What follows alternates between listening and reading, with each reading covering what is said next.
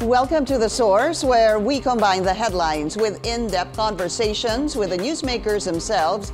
I'm Pinky Webb. Today on the program, the fishing trip of Filipino fishermen turns deadly after their boat is rammed by a foreign vessel off Bajo de Masinloc. The government vows justice for the 3 Filipino fishermen who perished. Pangasinan Coast Guard Station Commander Alex Corpus joins us in the program. And later, a coalition of advocates sets up fundraising drives to honor and support fisher folks in the West Philippine Sea. Atin ito campaign convener Ed De La Torre tells us more later in the program.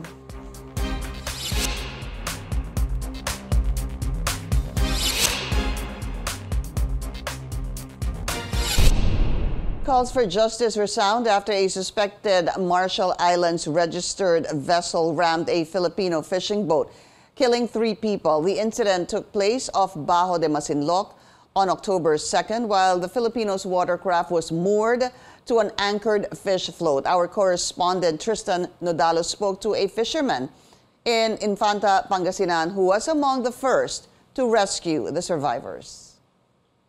What was thought to be an ordinary call for help from fellow fishermen on Tuesday turned out to be a devastating news for Antonio Guno. Nung lumapit po ulit sila, sabi hingi daw po sila ng rescue kasi may nadisgrasya daw sila. Anong disgrasya? Sabi ko, bangga daw ng barko nga po yung sinasakyan. Antonio was among the first to rescue the survivors following the ramming incident between a foreign vessel and a Filipino fishing boat some 80 nautical miles from the Scarborough Shoal. Of the 14 crew members of the fishing boat, 4 were Antonio's relatives and friends. Biglaan daw po kasi yung ulan at saka hangin. Nagsama na po. Kumbaga zero visibility na po yung paligid nila. Kaya nung nagtakbuhan po sila para sumilong, siyempre madaling araw po yun, malamig. Tumilong po sila. Yun na, hindi na po na nila nakita yung mga pangyayari daw na kung anong bigla na lang daw bumulaga yung barko. So these were the small boats used by the survivors to reach the town of Infanta here in Pangasinan. Witnesses and survivors tell us that the incident happened too fast and they were lucky enough to be out of the foreign vessel's path. The Coast Guard station in Pangasinan says the site of the incident is a navigational lane, which means commercial vessels pass through it and fishing is not prohibited. Sa radar kasi mag-a-appear sila na medyo maliit lang. They would mistake it na parang kasama lang sa alon. Mabilis ang takbo ng mga commercial vessels. And then yung fishing boats na nakatali sa payaw. So parang wala lang silang time magtanggal doon sa tali nila sa payaw, sir. So parang bigla sir yung nangyari.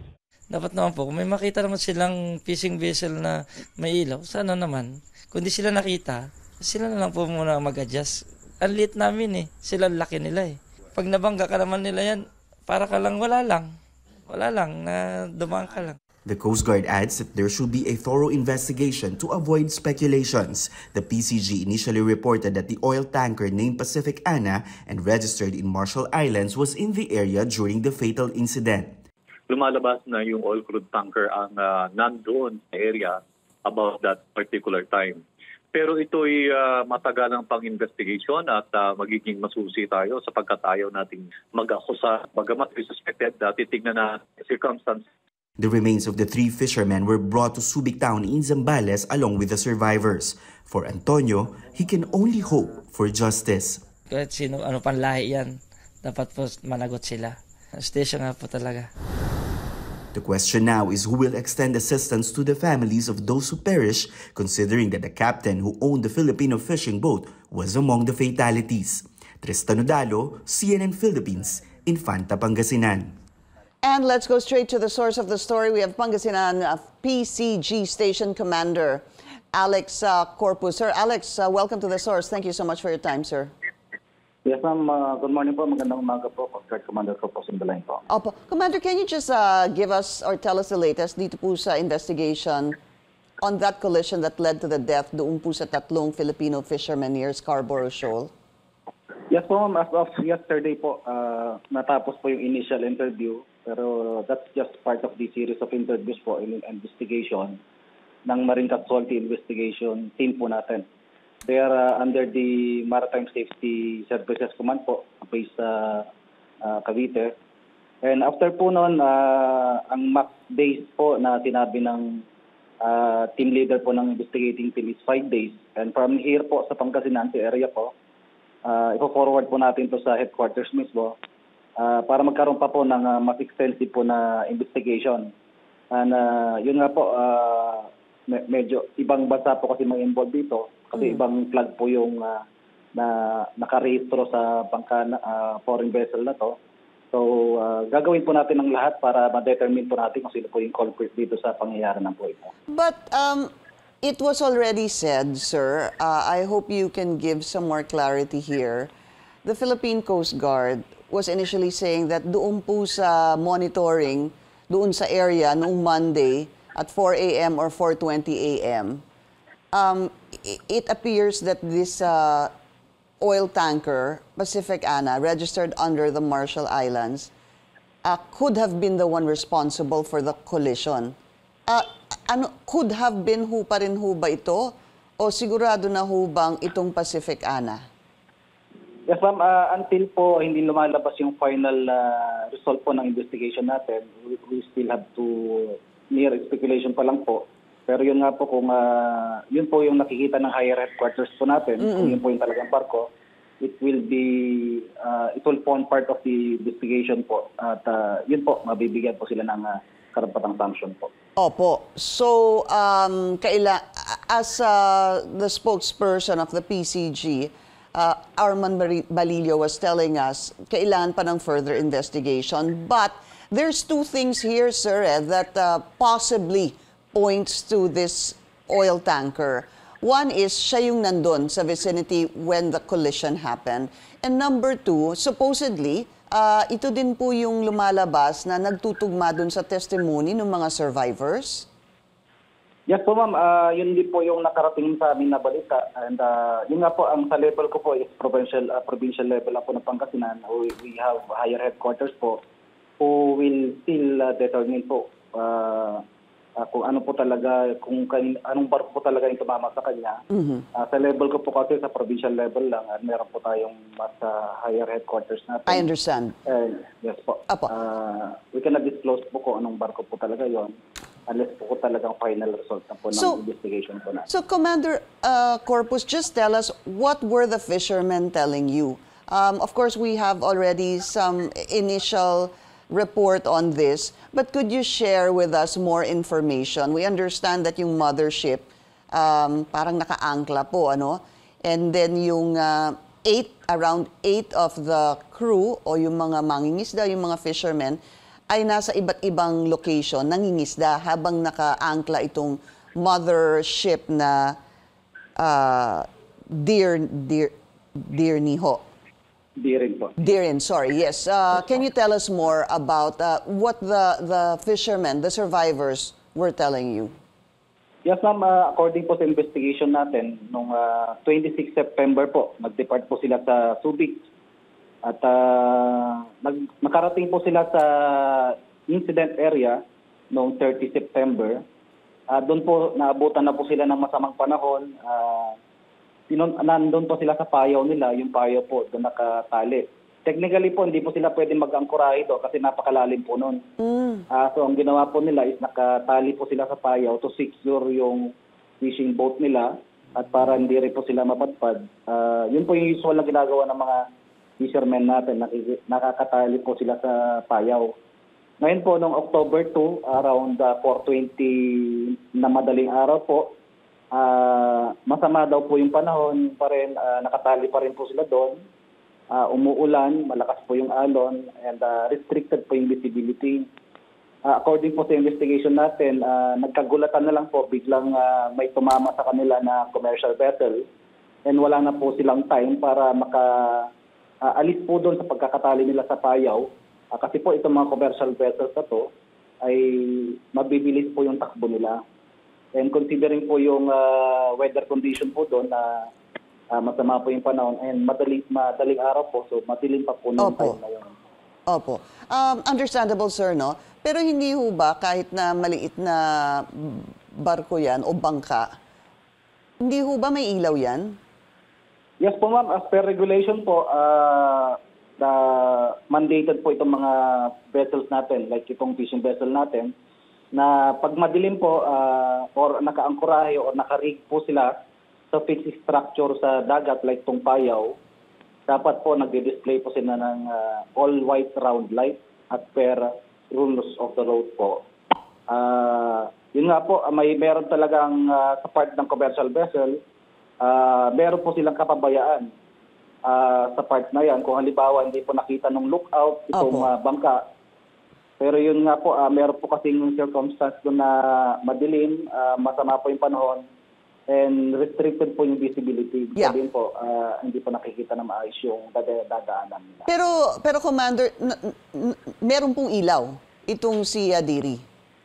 Yes po, according po sa investigation, may nakadisplay po na ilaw daw sila. Yun din po siya ang sinasabi ng investigator. Opo. And in a situation like this, sabi nila, bigla na lang sila nagulat. I guess, yung sinasabi niyo po itong story is coming from yung nasa Diri, yung sa mothership. Tama ho ba yun? Because supposed to be 14 ata sila. Yung 8 ay were fishing in other areas from what I understand from the initial report coming from the Philippine Coast Guard. Tapos meron pong 6 na natira dito sa mothership. Tama ho ba? 3 namatay dun sa 6, kaya itong 3 yung nagsasabi na bigla na lang nagkagulatan at nakita nila there was a big ship that was about to hit them? Yes po ma'am, usually itong mga commercial vessels natin, fishing vessels natin, meron po silang maliliit na bangka, yun po yung mga catcher nila. And itong motherboat po, dito po dinadala yung mga catch ng mga catchers nila. Yung nga po ang nangyari, yung 3 bangkero do kasama po yung kapitan, yun po sila yung natamaan. And then after po noon, nirecover po nung kasamaan nila yung nasa maliliit na bangka. Opo. Itong 3 na-disgrasya na kasamaan po nila. In total, were there 14? Ilan po yung nasa mothership at ilan po yung nasa iba't ibang mas maliliit na bangka? Ma'am, ang pagkakasabi lang po na sa amin is 14 po yung crew. Kasama na rin po yung crew ng maliliit na bangka. 3 po yung nasawi. Opo. So, bali po 11 po yung survivors po natin. Okay. And kamusta po yung 11? Yes ma'am, sa kahapon naman po, nakipag-ugnayan po tayo sa local health unit doon sa Infanta, Pangasinan, at malaking tulong po yun para mabigyan po ng medical assistance. Isa lang po yung out of the 11 survivors, isa lang daw po yung may tama sa paa, nasugatan lang po, pero hindi naman po siya fatal. And then, yun nga po, yung 3 nasawi, diniretso na rin po sa funeraria, and immediately po nakipag-ugnayan tayo sa kamag-anak na itong mga nasawi at saka yung mga survivors po. And nasa Subic na po yung mga survivors? Yes, at ma'am, pati yung labi? After po na interview kahapon, nasundo na po sila papuntang Subic po. And what happens after this, Commander, in terms of possible cases that will be filed? Ito ba ay personally manggagaling doon sa pamilya ng mga namatay at yung mga survivors? Is this going to be on behalf of the Philippine Coast Guard? Paano ho ba ang moving forward? Yes, ma'am. After po dito sa Pangasinan, yun nga po, i-forward sa headquarters. Then sa pag-ipag-ugnayan din po, coordination po sa DFA, i-inform nila yung owner po kung na-determine na nila yung barko. At doon po magkakaroon po ng negotiation kung hanggang saan po yung liability ng owner para doon po sa pagkakadisgrasya, pagkakamatay po ng mga kababayan natin na 3 bangkero. But Commander, it's just one of 2 things, hindi ho ba? Either it was intentional or it was an accident. Yes, ma'am. Ganun po. Pagka sa amin lang po, dito sa bilang Coast Guard po, and then bilang former seafarer din po ako dati, at galing din po ako sa mga commercial vessels, foreign vessels po. Sa part po ng mga owners ng barko, talagang iniiwasan po nila itong mga ganitong pangyayari kasi malapakalaki po ng implikasyon sa kanila. So, iti-take note po natin, halimbawa yung barko na na-involve dito, malaman po na siya talaga, magkakaroon po ng malaking impact sa pagrerenta sa kanila, pag-charter po sa kanila. considering po na wala pong attempt na search and rescue operation. Right. Right. Yes. Opo. Yeah, And then yes po. Commander, sorry to interrupt you there. No, that's actually what I wanted to ask you. Kasi gaya ng sinabi ko, I'm assuming it's just one of two things. Either it was an accident or it was intentional. Kasi dun nga din po pupunta yung tanong yung sinasabi niyo po, bakit walang tumulong? Bakit hindi sila tumulong kung sino man itong oil tanker man that is being suspected, ano po? Kasi ang tumulong dun sa mga mangingisda ay yung kapwa mangingisda po natin, hindi ho ba? Sila din po yung nag-retrieve ng mga bodies Yes po.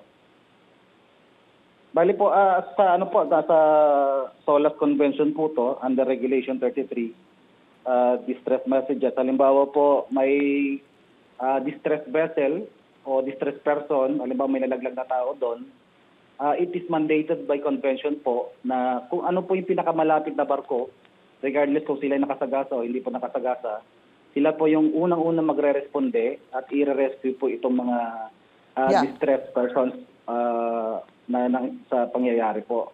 Ito lang po yung initial na nakikita po natin na violation ng barko. Pero with regards po sa demise po ng 3 bangkero natin, yun po ang